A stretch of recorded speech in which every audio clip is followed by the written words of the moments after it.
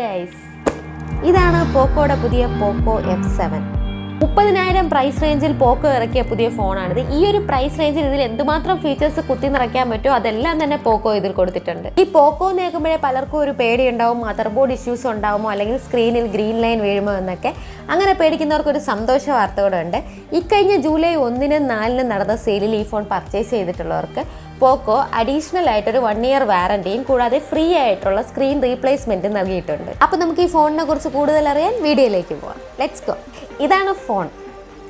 ഇനി നമുക്ക് ഇതിന്റെ ഡിസൈനിനെ കുറിച്ച് നോക്കാം. എൻ്റെ കയ്യിലിരിക്കുന്ന ഒരു സൈബർ സിൽവർ എഡിഷൻ ആണ്. ഇതുകൂടാതെ ബ്ലാക്ക് കളറും സിൽവർ കളറും ആണ് വരുന്നത്. ഈ ഒരു സ്പെഷ്യൽ എഡിഷന്റെ പ്രത്യേകത എന്താണെന്ന് വെച്ചാൽ ഈ കാണുന്ന പോലെ ബാക്കിൽ സ്നാപ് ഡ്രാഗണിന്റെ ലോഗോയും ലിമിറ്റഡ് എഡിഷന്റെ ബാഡ്ജിങ്ങും ആണ്. ഇതിന്റെ ബിൽഡ് ക്വാളിറ്റി നോക്കുകയാണെന്നുണ്ടെങ്കിൽ അലൂമിനിയം ഫ്രെയിമും ബാക്കിൽ ഗ്ലാസും ആണ് വരുന്നത്. പിന്നെ ഇത് ഹോൾഡ് ചെയ്യുമ്പോഴും യൂസ് ചെയ്യുമ്പോഴും പ്രീമിയം ഫീൽ തന്നെയാണ് കിട്ടുന്നത്. ഇതിന്റെ ബാക്കി ഡിസൈൻ നോക്കുകയാണെന്നുണ്ടെങ്കിൽ ബാക്കിൽ ക്യാമറയ്ക്ക് ചുറ്റും ഒരു മെറ്റൽ റിംഗ് വരുന്നുണ്ട്. കൂടാതെ അതിന്റെ നടുക്കായിട്ട് 2 ഗ്രീൻ ലൈനും വരുന്നുണ്ട്. പെട്ടെന്ന് കണ്ടാൽ ഒരു LED ലൈറ്റ് എന്നൊക്കെ തോന്നുമെങ്കിലും പക്ഷെ അതൊന്നുമല്ല. എന്തായാലും എനിക്ക് ഈ ഡിസൈൻ ചോയ്സ് വളരെയധികം ഇഷ്ടപ്പെട്ടു. ഇനി ഇതിന്റെ ഡിസ്പ്ലേ നോക്കുകയാണെന്നുണ്ടെങ്കിൽ ഇതിൽ 6.83 ഇഞ്ചിന്റെ 120 Hz AMOLED ഡിസ്പ്ലേ ആണ് വരുന്നത്.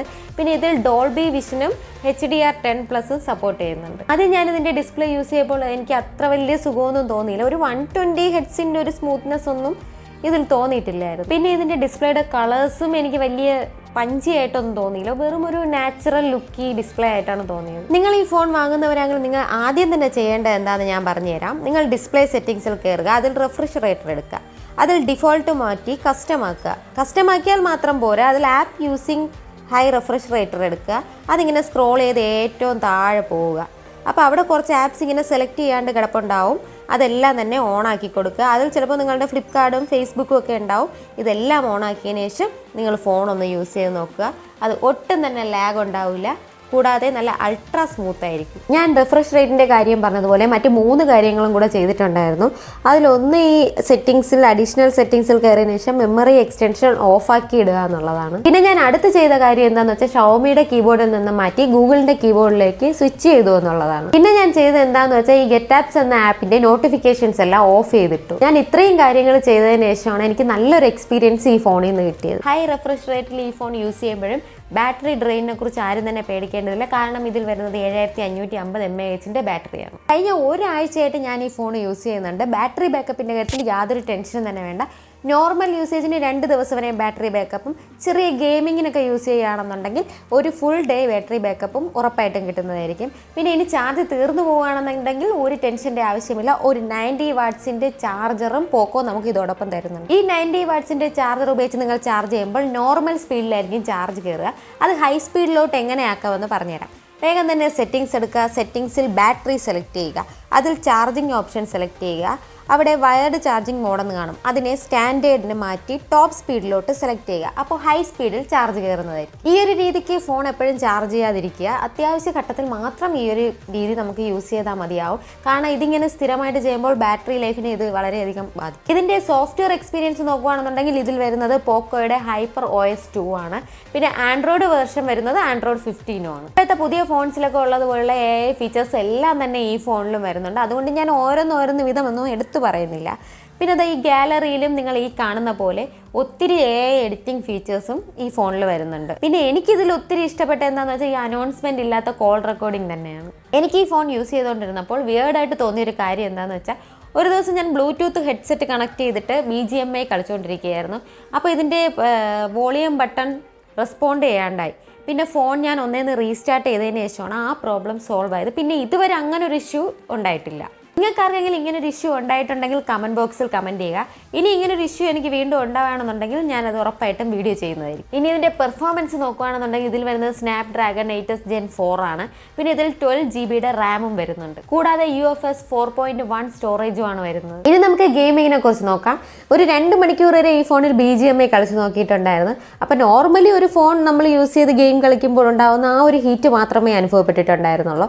പിന്നെ കുറച്ച് കൂടുതൽ സമയം കളിക്കുമ്പോൾ കൂടുതലായിട്ട് ഹീറ്റ് തോന്നിയത് ഈ സൈഡിൽ കാണുന്ന മെറ്റൽ ഫ്രെയിമിലാണ്. ഇപ്പോൾ BGMI 90 FPS ആണ് സപ്പോർട്ട് ആവുന്നത്. ഉടനെ തന്നെ 120 FPS അപ്ഡേറ്റ്സ് ഉണ്ടാവും. ഇനി ഇതിന്റെ ക്യാമറ നോക്കുകയാണെന്നുണ്ടെങ്കിൽ 50 മെഗാ പിക്സലിന്റെ ഒരു മെയിൻ ക്യാമറയും 8 മെഗാ പിക്സലിന്റെ ഒരു അൾട്രാ വൈഡ് ക്യാമറയുമാണ് ഇതിന്റെ ബാക്കിലായിട്ട് വരുന്നത്. ഇതൊരു ഗെയിമിംഗ് ഫോൺ ആയതുകൊണ്ട് തന്നെ ഇതിന്റെ ഫോട്ടോസിലൊന്നും വലിയ പ്രതീക്ഷയൊന്നും വെക്കേണ്ട ആവശ്യമൊന്നുമില്ല.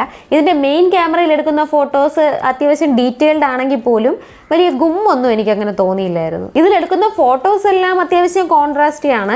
അപ്പോൾ ഇതിലെടുത്ത കുറച്ച് സാമ്പിൾ ഫോട്ടോസ് ഞാൻ ഇവിടെ കൊടുക്കാം. നിങ്ങൾക്ക് എന്താണ് തോന്നുന്നതെന്ന് കമന്റ് ബോക്സിൽ കമന്റ് ചെയ്യുക. ഇനി ഇതിന്റെ വീഡിയോയെ കുറിച്ച് നോക്കുകയാണെന്നുണ്ടെങ്കിൽ 4K 60 FPS വരെയുള്ള വീഡിയോസ് നമുക്ക് ഇതിന്റെ ബാക്ക് ക്യാമറയിൽ എടുക്കാൻ പറ്റും. ഇനി ഇതിലെടുത്ത വീഡിയോസിനെ കുറിച്ച് പറയുകയാണെന്നുണ്ടെങ്കിൽ അത്യാവശ്യം ക്വാളിറ്റി ഉള്ള വീഡിയോസ് തന്നെയാണെങ്കിൽ പോലും ചെറിയൊരു ഫോക്കസ് സെൻഡിങ്ങിന്റെ പ്രശ്നം ഇതിൽ വരുന്നുണ്ട്. ഇതിന്റെ മെയിൻ ക്യാമറയിൽ ലോ ലൈറ്റിൽ എടുക്കുന്ന ഫോട്ടോസ് ആയാലും അത്യാവശ്യം ഡീറ്റെയിൽഡ് ആയിട്ടുള്ള ഫോട്ടോസ് ആണ് നമുക്ക് കിട്ടുന്നത്. ഇനി ഇതിന്റെ ഫ്രണ്ട് ക്യാമറ നോക്കുകയാണെന്നുണ്ടെങ്കിൽ 20 മെഗാ പിക്സലിന്റെ ക്യാമറയാണ് വരുന്നത്. പിന്നെ ഇതിലെടുക്കുന്ന ഫോട്ടോസ് അത്യാവശ്യം ക്വാളിറ്റി ഉള്ള ഫോട്ടോസ് തന്നെയാണ് കിട്ടുന്നത്. പിന്നെ ഇതൊരു ഗെയിമിംഗ് ഫോൺ ആണെന്ന് ഞാൻ നേരത്തെ തന്നെ പറഞ്ഞല്ലോ. അതുകൊണ്ട് ക്യാമറയുടെ കാര്യത്തിൽ വലിയ പ്രതീക്ഷയൊന്നും തന്നെ വേണ്ട. ഇതിന്റെ ഫ്രണ്ട് ക്യാമറയിൽ 1080p 60 FPS വരെയുള്ള വീഡിയോസ് മാത്രമേ എടുക്കാൻ പറ്റുള്ളൂ. 4K വീഡിയോസ് എടുക്കാൻ പറ്റില്ല എന്നുള്ളതൊരു വലിയൊരു പോരായ്മയായിട്ട് എനിക്ക് തോന്നിയിട്ടുണ്ട്. ഞാൻ പ്രധാനമായിട്ടും പറയാൻ വിട്ടുപോയ ഒരു കാര്യമുണ്ട്. IP69 റേറ്റിംഗിൽ വരുന്ന ഒരു ഫോണാണിത്. അപ്പോൾ ഇത് ചെറുതായിട്ടൊന്ന് മഴ നനയുകയോ അറിയാണ്ട് വെള്ളത്തിൽ വീണ് പോവുകയോ ഒക്കെ ചെയ്താൽ ആരും തന്നെ പേടിക്കേണ്ട ആവശ്യമില്ല. എന്ന് വെച്ചിട്ട് ആരും അറിഞ്ഞുകൊണ്ട് ഇതുകൊണ്ട് വെള്ളത്തിലിടാനൊന്നും നിൽക്കരുത്. നമ്മുടെ ഒരു മനസ്സമാനത്തിന് വേണ്ടിയിട്ട് കമ്പനി നൽകിയിട്ടുള്ള ഒരു ഫീച്ചറാണിത്. കണക്ടിവിറ്റി നോക്കുകയാണെന്നുണ്ടെങ്കിൽ ഇതിൽ ഡ്യുവൽ സിം സ്ലോട്ടാണ് വരുന്നത്. ഇതിൽ മെമ്മറി കാർഡ് ആഡ് ചെയ്യാൻ പറ്റുന്നില്ല. ഇതിൽ Wi-Fi 6ഉം Bluetooth 6ഉം NFC-യും വരുന്നുണ്ട്. ഇതുകൂടാതെ നമ്മുടെ വീട്ടിൽ TVയും AC ഒക്കെ വർക്ക് ചെയ്യിപ്പിക്കാൻ ഒരു IR ബ്ലാസ്റ്ററും വരുന്നുണ്ട്. ഈ ഫോണിൽ വരുന്ന USB 2.0 പോർട്ടാണ്. കൂടാതെ ഈ ഫോൺ ഉപയോഗിച്ച് മറ്റു ഫോണുകളെ നമുക്ക് 22.5 വാട്ട്സിൽ ഫാസ്റ്റ് ചാർജിങ്ങും ചെയ്യാവുന്നതാണ്. ചുരുക്കി പറഞ്ഞാൽ ഒരു പവർ ബാങ്ക് ആയിട്ട് നമുക്ക് ഈ ഫോൺ യൂസ് ചെയ്യാം. ഇനി ഇതിന്റെ സ്പീക്കേഴ്സിനെ കുറിച്ച് നോക്കുകയാണെന്നുണ്ടെങ്കിൽ ഇതിൽ വരുന്നത് ഡ്യുവൽ സ്റ്റീരിയോ സ്പീക്കേഴ്സ് ആണ് വരുന്നത്. ഇനി എനിക്ക് ആകെ തോന്നിയ ഒരു കാര്യം എന്ന് പറഞ്ഞാൽ ഇതിന്റെ മുകൾ ഭാഗത്ത് സ്പീക്കേഴ്സിന് കുറച്ച് സൗണ്ട് കുറവായിട്ട് തോന്നി. അല്ലാതെ ബാക്കിയെല്ലാം ഓക്കെ തന്നെയാണ്. ഇതുവരെ പറഞ്ഞ കാര്യങ്ങളെല്ലാം കൂടെ ചുരുക്കി പറഞ്ഞാൽ എനിക്കിതിൽ ഏറെ ഇഷ്ടപ്പെട്ട എന്താണെന്ന് വെച്ചാൽ ഇതിൻ്റെ ഈ ഒരു ബിൽഡും ഈ ഒരു ലുക്കും ഇതിൻ്റെ ബാറ്ററിയുമാണ്. പിന്നെ ഇതുകൂടാതെ പോക്കോ ഇതിനെ പ്ലേസ് ചെയ്തിരിക്കുന്ന ഈ പ്രൈസ് റേഞ്ചും വളരെ അട്രാക്റ്റീവ് ആയിട്ടുള്ളതാണ്. എൻ്റെ കയ്യിലിരിക്കുന്ന ഈ ഫോൺ 512 GB-യുടെയാണ്. എനിക്കിത് കിട്ടിയത് 28,600 രൂപയ്ക്കാണ്. ഈ പ്രൈസ് റേഞ്ചിൽ എനിക്ക് ഈ ഫോൺ വളരെയധികം വേർത്തായിട്ടാണ് തോന്നിയത്. എനിക്ക് ഈ ഫോണിൽ ഇഷ്ടപ്പെടാത്ത ഒരു കാര്യം എന്താണെന്ന് വെച്ചാൽ ഇതിൻ്റെ സോഫ്റ്റ്വെയർ എക്സ്പീരിയൻസ് ആണ്. അത് വലിയ പോളിഷ്ഡ് ആയിട്ട് എനിക്ക് തോന്നിയിട്ടില്ല. പിന്നെ ഇതിൻ്റെ ക്യാമറയും ബാക്കി എല്ലാ കാര്യങ്ങളിലും ഇത് പെർഫെക്റ്റ് ആണ്. ഞാൻ വീഡിയോയുടെ ഇടയ്ക്ക് പറഞ്ഞിരുന്നില്ല ഒരു ബഗ്ഗിനെ കുറിച്ച്. അപ്പോൾ അതിനെക്കുറിച്ച് എന്തെങ്കിലും കൂടുതലായിട്ട് അപ്ഡേറ്റ്സ് ഉണ്ടാവുകയാണെങ്കിൽ ഞാൻ ഉറപ്പായും വീഡിയോ ചെയ്യുന്നതായിരിക്കും. അപ്പോൾ ചാനൽ ഇതുവരെ സബ്സ്ക്രൈബ് ചെയ്യാത്തവർ ഉടനെ തന്നെ ചാനൽ സബ്സ്ക്രൈബ് ചെയ്യുക. ഇനി ഈ ഫോണിനെ കുറിച്ച് നിങ്ങൾക്ക് കൂടുതലായിട്ട് എന്തെങ്കിലും അറിയാനോ കൂടുതൽ എന്തെങ്കിലും സംശയങ്ങളോ മറ്റോ ഉണ്ടെങ്കിൽ കമൻറ്റ് ബോക്സിൽ ഉറപ്പായും കമൻറ്റ് ചെയ്യുക.